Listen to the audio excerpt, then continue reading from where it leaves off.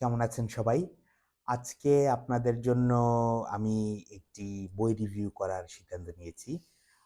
বইটির নাম হচ্ছে গিয়ে 'সাম্ভালা'।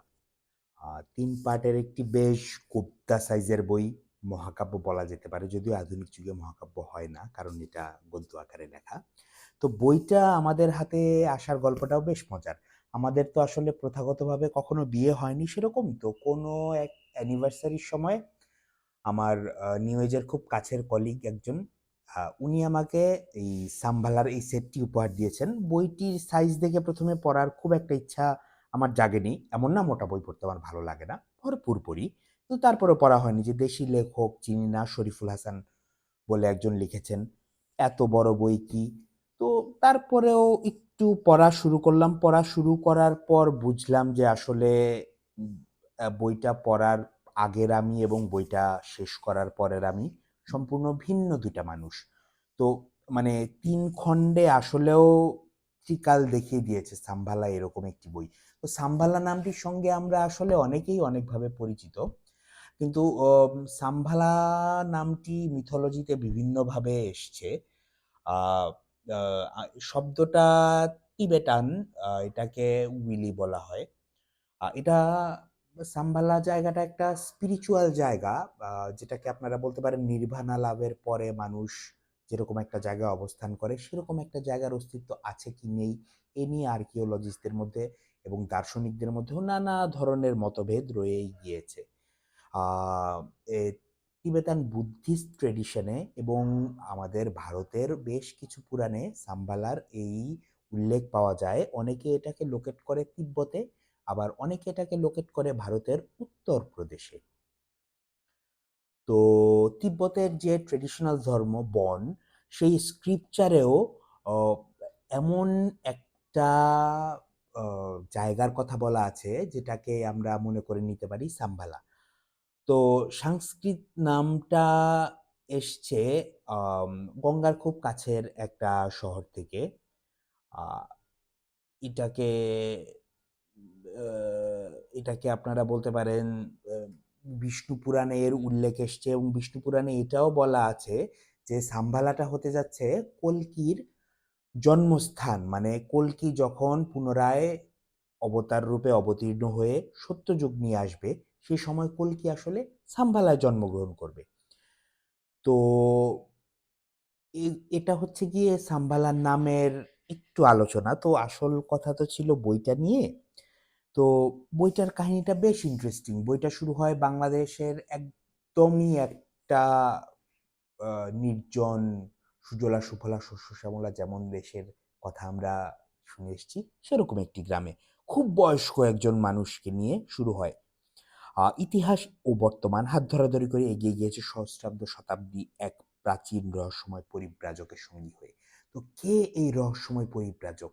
তো সে কি করে সম্রাজ্ঞী ক্লিওপেট্রার সময় উপস্থিত থাকছে? জুলিয়াস সিজার যখন তার সাম্রাজ্যের খুব গুরুত্বপূর্ণ একটা ডিসিশন নিতে যাচ্ছে, সেই সময় সে উপস্থিত থাকছে।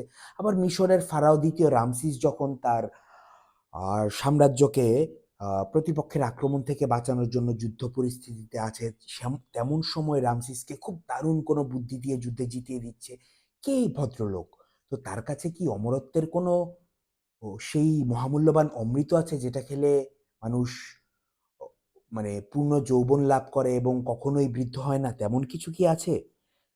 তো এর সঙ্গে জড়িয়ে যায় ঢাকা বিশ্ববিদ্যালয়ের তরুণ এক ছাত্র রাশেদ, যার হাতে তার বন্ধুর মাধ্যমে কোনোভাবে এসে পড়ে প্রায় ১,০০০ বছরের পুরাতন একটা পান্ডুলিপি।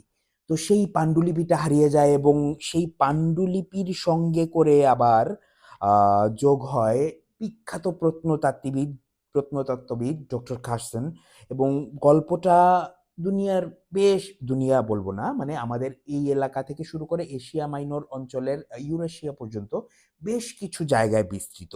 দিল্লি থেকে শুরু করে ম্যাকলয়েডগঞ্জ, নেপাল, ফ্রান্স, তিব্বত, চীন, এরকম অনেক জায়গায় আ গল্পটা আমাদেরকে নিয়ে গিয়েছে এবং গল্পটার টাইম ফ্রেম শুনলে আপনারা খুব আশ্চর্য হয়ে যাবেন। টাইম ফ্রেমটা মোটামুটি আমরা ধরতে পারি ৫,০০০ বছরের মতো। তো এটা একটা বেশ অদ্ভুত বিষয় যে এই ৫,০০০ বছরে একজন মানুষের সঙ্গে আমরা ভ্রমণটা দিচ্ছি। কিন্তু ভ্রমণটা না বিভিন্ন সময়ে বিভিন্ন রকমভাবে হচ্ছে এবং সেই সময়ের যে ইসেন্সটা, সেই ইসেন্সটাকে তুলে ধরার চেষ্টা করা হচ্ছে এবং আমরা না ধাপে, ধাপে দেখতে পাবো কিভাবে সমাজ পরিবর্তন হচ্ছে, অর্থনীতি পরিবর্তন হচ্ছে, রাজনীতি পরিবর্তন হচ্ছে এবং সেই পরিব্রাজকের দৃষ্টিকোণ থেকে আমরা জিনিসগুলো দেখতে পাবো। দেখতে পাবো কিভাবে ১৯ শতকের ২০ শতকের সময়ে এসে বর্ডার নামক নিষ্পেষণের মধ্যে মানুষকে ছিন্ন-বিচ্ছিন্ন করে দিচ্ছে, পরিবারকে আলাদা করে দিচ্ছে, সম্প্রদায়কে আলাদা করে দিচ্ছে, এক দেশের মানুষকে আরেক দেশের মানুষের সঙ্গে দেখা করতে যেতে দিচ্ছে না। নানা ধরনের কাগজপত্রের ঝামেলায় পোহাতে হচ্ছে। তো বিষয় সেগুলো না, বিষয় হচ্ছে সাম্বালা একটা মহাকাব্যিক ভ্রমণ আমি বলব। তো এই ভ্রমণটা যদি আপনারা দিয়ে না থাকেন, তো আমার পরামর্শ থাকবে সময় সুযোগ মতো একটানে নামিয়ে দিবেন ভ্রমণটা। ৩ পর্বের বই যদি টানা পড়তে থাকেন, আ পড়ার অভ্যাস থাকে, আ ১-২ দিনে অনায়াসে নামিয়ে দিতে পারবেন। সামনেই ঈদের ছুটি আছে, চমৎকার একটা অপরচুনিটি। তো আমি বলব যে বইটা নিয়ে পড়ে দেখতে পারেন এবং শরীফুল হাসান ভাইকে অসংখ্য, অসংখ্য ধন্যবাদ। এত অসাধারণ একটি বই আমাদেরকে উপহার দেওয়ার জন্য। বাংলা ভাষায় নিজের পরিচিত জায়গাগুলো, নিজের পরিচিত গ্রাম, শহর, শহরের গলি, আনাচে-কানাচে এই সকল জায়গায় ভাই গল্প করছেন, সেই জায়গাগুলোর নাম নিচ্ছেন। তো মনে হবে একদম নিজের জিনিস। তো এটার একটা ডিলাক্স এডিশনও আছে। একসঙ্গে ৩ টা খণ্ড আছে, সেটা পড়তে একটু কষ্ট। তো আমার সাজেশন থাকবে যে আলাদা, আলাদা করে ৩ টা খণ্ড নিবেন, আরামে পড়তে পারবেন। আ তো আপনারা যদি কেউ পড়ে থাকেন অবশ্যই কমেন্ট বক্সে জানাবেন কেমন লেগেছে এবং অন্য কোনো বইয়ের রিভিউ যদি চান সেটাও জানাতে পারেন। আর লাইক, সাবস্ক্রাইব এগুলোর কথা আর আলাদা করে বলছি না। এগুলো প্রয়োজন মনে করলে করবেন, প্রয়োজন মনে না করলে করবেন না। আজকে আপাতত এতটুকুই। ধন্যবাদ সবাইকে।